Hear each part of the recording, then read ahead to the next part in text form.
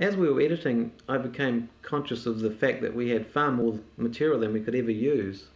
And I did make the argument during that time that perhaps we could push the running time of Forgotten Silver out to a short feature length. But really it was just too hard and there wasn't enough money. So unfortunately we had to drop quite a few scenes. Now, it's probably all to the good, it's always a good idea to only use your best material. But at the same time, I was sorry that we dropped little bits and pieces, and there were some quite nice interviews shot that never saw the light of day, and some characters that were never seen. And it's a good opportunity in a DVD such as this to have a look at what might have been.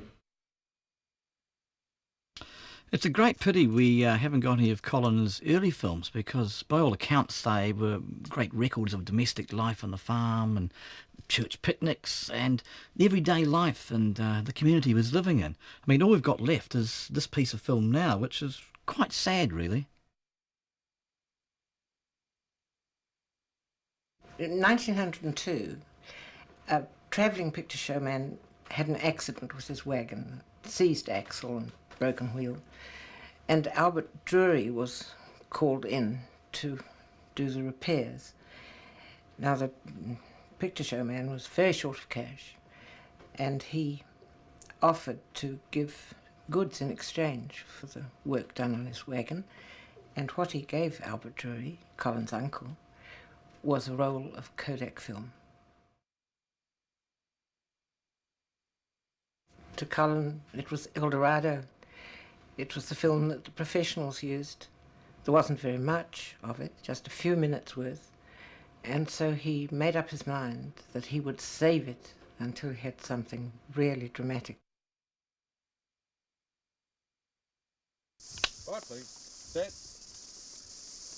So, Johnny, what do you reckon the chances are of us finding this bloody case? Well, we've been out a day and a half. We've checked a couple of possible locations already, and they really haven't turned up anything. I'm sort of a bit worried whether we actually are going to find anything after the time in the bush.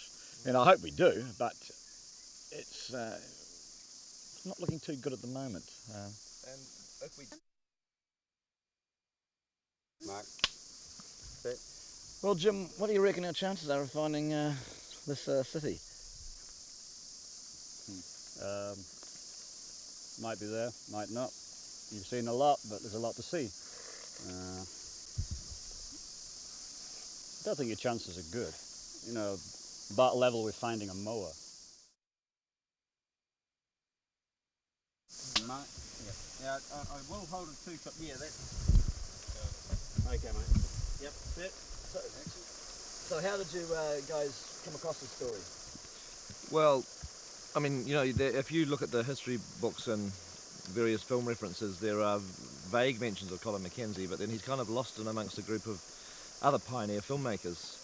Yeah, we hear things, you talk to someone who's talked to someone else, you find a little reference here, the footnote in someone else's journal. I mean, the biggest breakthrough, I guess, was finding Hannah, who was married to Colin for just over a couple of weeks. But during that time, she learned a lot about his life before he went off to the war. In the city, how do you expect to get the remnants back to civilization? Well, I don't think we can get the Finding city it back. first, really. If we find the city, then this is a national park, and hopefully it would become part of the feature of the national park. Yeah. I mean, hopefully the government will have enough sense to kind of like to clear it up and to make it like a tourist attraction. I mean, it would be an amazing tourist attraction if it existed.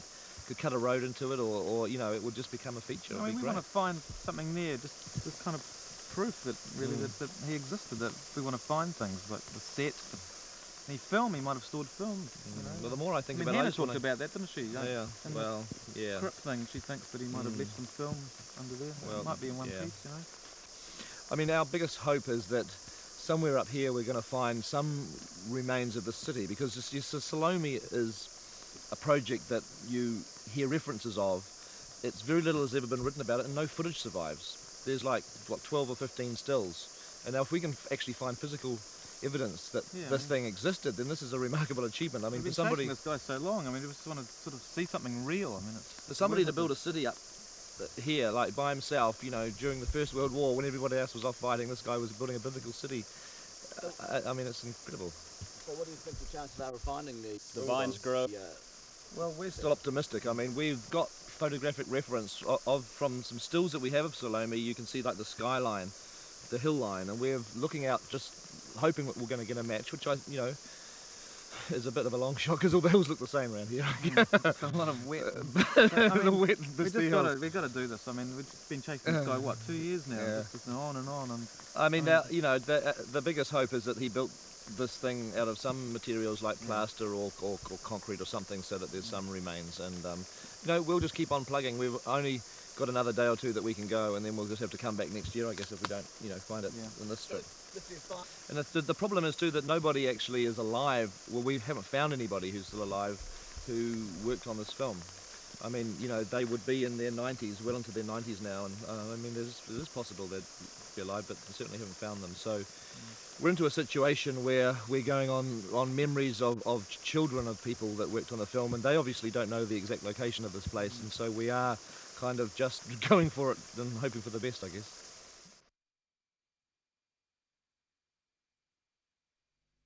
European South Islanders had a deep fear of Chinese people, the otherness of Chinese people. It frightened them to see how different these people looked, how differently they spoke, how their whole lives seemed to operate from a different basis.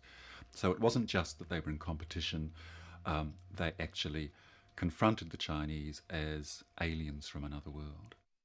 Yeah, Colin Mackenzie 待我哋啲唐人好好嘅，就知道我哋咧啲唐人嘅種族，佢好崇拜我哋啲唐人嘅禮，我哋永遠咧記得佢。